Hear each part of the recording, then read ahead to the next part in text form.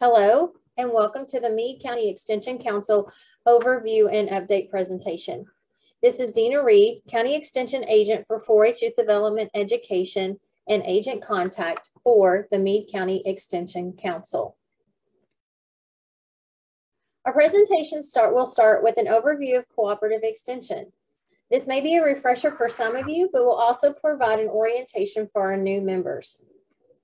The mission of Kentucky Cooperative Extension Service, simply stated, is to make a difference in the lives of Kentucky citizens through research-based education. Jointly with our land grant partner, Kentucky State University, we take the university to the people in their local communities, addressing issues of importance of all Kentuckians. This mission statement is the underpinning of our programming. On a national level, cooperative extension is a publicly funded, non-formal education system that links the resources of the United States Department of Agriculture and the land-grant university system with local governments. There are 4 pieces of federal legislation that are the basis for extension.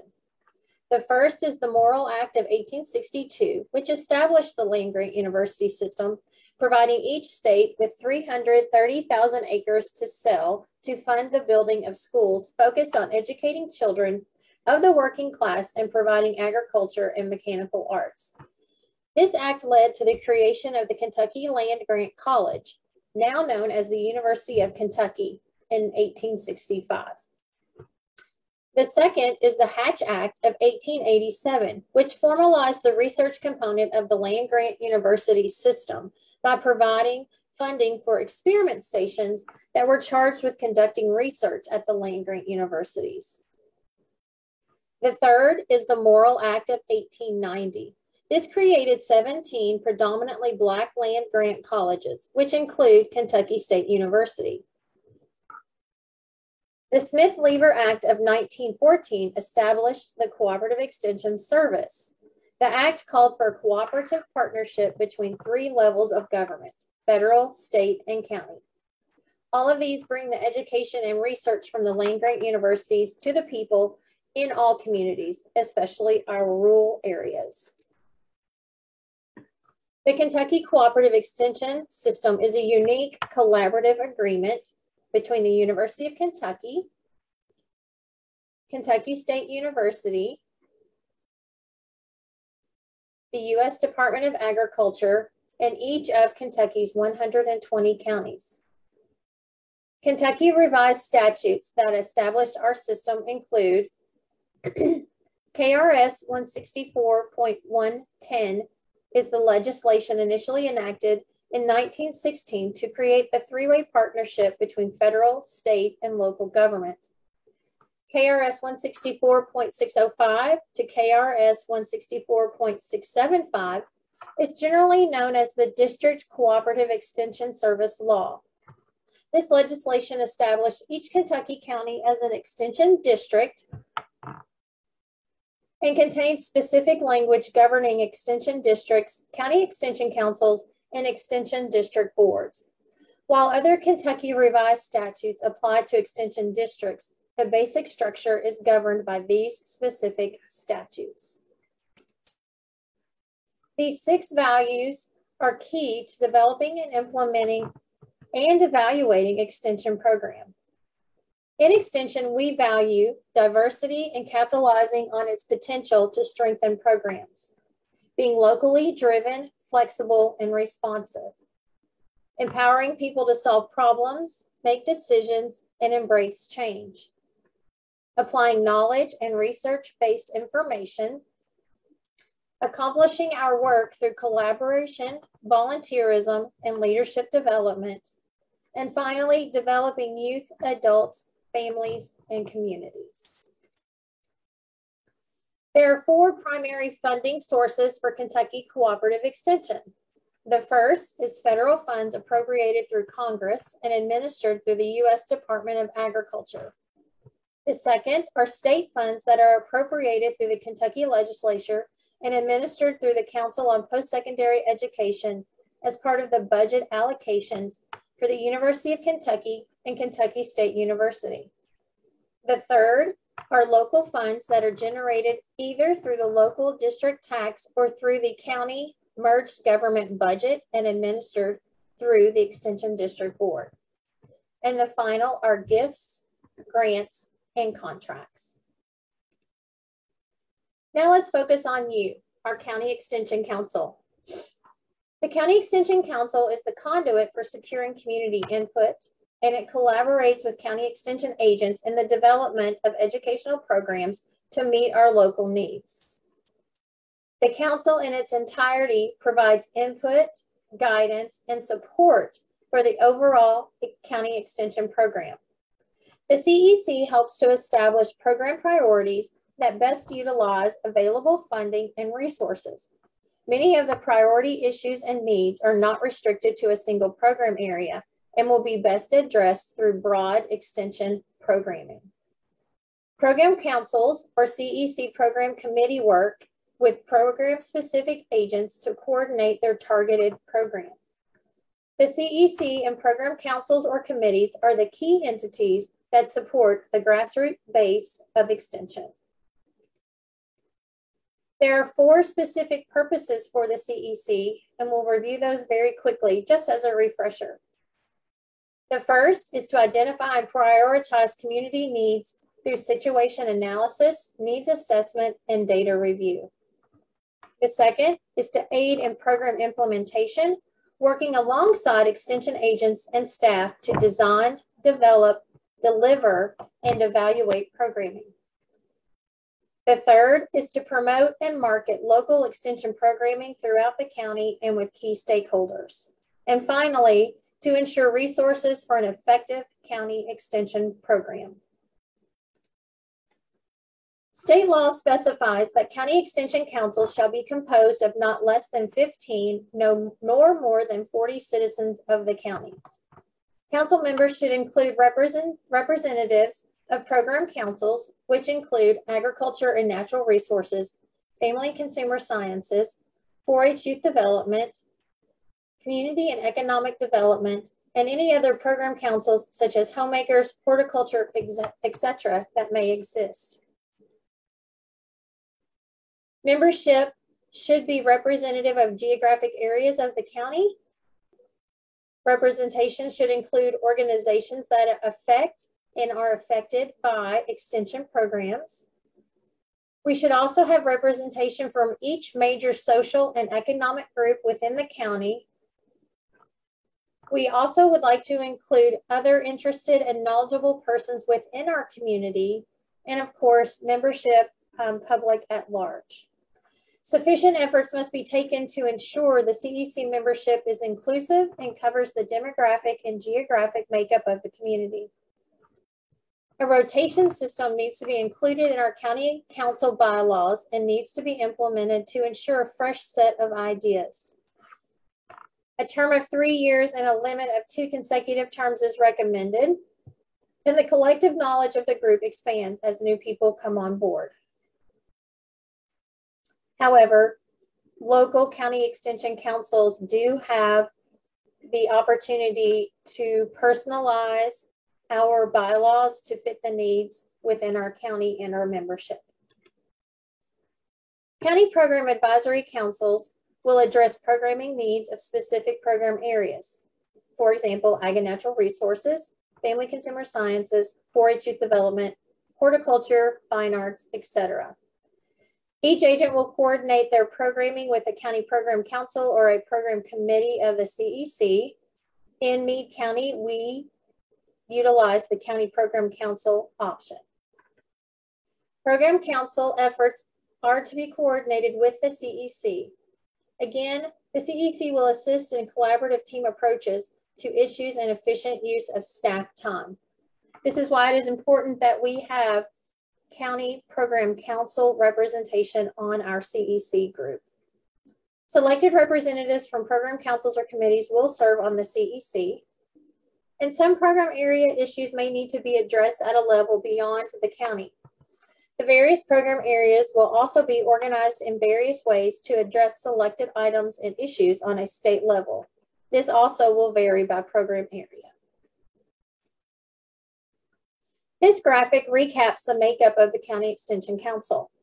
The community, clientele, general public representatives may include, but are not limited to, government representatives, educational organizations, community collaborators, civic community organizations, or other grassroots organizations. The members of the Extension District Board are, by statute, members of the County Extension Council and do not count as part of the minimum council size of 15 members or max council size of 40 members.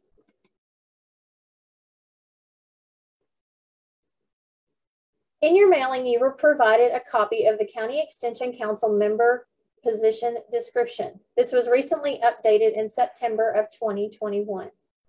It outlines the key roles and responsibilities of County Extension Council members.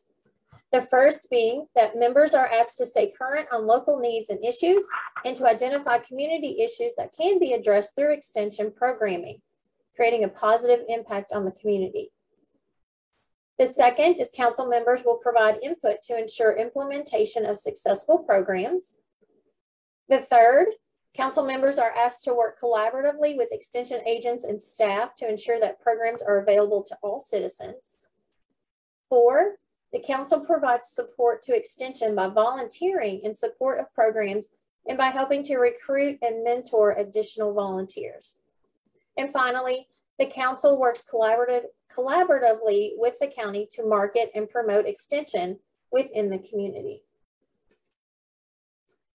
The Area Extension Director and County Extension agents are expected to work collaboratively with the County Extension Council. General expectations include demonstrating a commitment to the County Extension Council, providing support for local leadership, advising the council on operational procedures, supporting council activities and events, and communicating the history, philosophy, and programs of extension. The Area Extension Director and designated council contact will work most closely with the council, but these expectations do apply to all program agents. Our extension system deeply values what you bring to our work. While no list will ever be fully encompassing, know that you were recruited for this role because you demonstrated leadership characteristics and positive energy. You bring to the table diverse perspectives, knowledge of the community and key issues, skills and proficiencies, a network of participants and influence, relationships with key people, visions for the future, and leadership and influence. While our council provides leadership and input at the local level, the State Extension Advisory Council fulfills a similar charge at the state level. The purpose of the State Council is to represent volunteer extension leadership at the state level, provide a stakeholders' view and review of programming, be an ambassador for the Kentucky Cooperative Extension Service as a whole, receive and provide training for extension leaders, and to counsel with University of Kentucky and Kentucky State University Extension Administration, and to serve all people of Kentucky. Beginning in 2022, each of the 24 areas will be represented by a delegate on the State Extension Council. Each area will also name an alternate to participate when the primary delegate is not available. The area delegates will serve as liaisons and represent county councils within their area. This chart depicts the new State Extension Advisory Council membership structure that became effective in January. It includes 24 area delegates, 6 Kentucky State University delegates, which are 2 per extension region, 8 delegates that represent the program areas and state-level programmatic councils, 4 delegates appointed by the extension administrators at UK and Kentucky State University, and 3 elected council officers. Each county extension council has a role to play in setting the direction for local programming. Your input to assess local needs, determine programs that may no longer be relevant, and to identify new opportunities for programming is vital. County extension councils help us ensure that our programming is county focused and based upon local needs, that it is developed with local input, and that our programs reflect the current situation in the county and document trends. It's very important that our programming is responsive and that we focus on priority issues. Program planning and development is a process, and each of the following 6 steps are very important in that process. It typically begins with the linkage to the public and stakeholder input. The CEC is the key mechanism by which Extension links to the people of the county. Situation analysis is the second step in this process. It is important for Extension personnel to consider data that helps reveal key issues, the need, and the opportunities. CEC also contributes to this situation analysis. In the priority setting phase, a partnership with you, our County Extension Council, is where we consider key issues and identify needs and narrow those down to priority program thrusts. The program design phase is when we determine how Extension will provide research-based education related to the priority program thrusts or our major areas of programming. Our program design also includes determining our evaluation strategies. Once we've determined our approach to providing research-based education to address the major areas of programming, we then move to the implementation phases. CEC members can enhance program implementation by serving as program volunteers, marketing our programs, recruiting volunteers and participants, aiding in the acquisition of resources, leading learning experiences, and providing feedback. The evaluation and accountability phase completes the cycle. Evaluation is where we gather impacts and feedback about our programming to determine overall effectiveness and if we have achieved our goals. Once we have the results, then we can communicate our impact to our stakeholders. CEC members aid in this process and help us determine the next steps considering the evaluation data.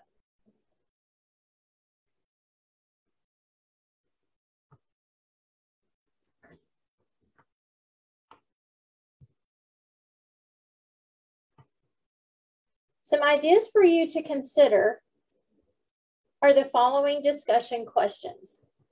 Considering the major programs that we have here in Meade County, how has the pandemic changed the needs in our county? Is there one key program that the CEC would like to enhance or develop and implement this year? How can you as leaders help to market and promote our local programs? What strategies do you suggest for recruiting new CEC members and Extension volunteers who are representative of the diversity in our county? Extension achieves positive outcomes because we have the support of you, our local leaders and volunteers. We thank you for sharing your time, your insights, your knowledge, your skills, and your guidance as a member of our County Extension Council.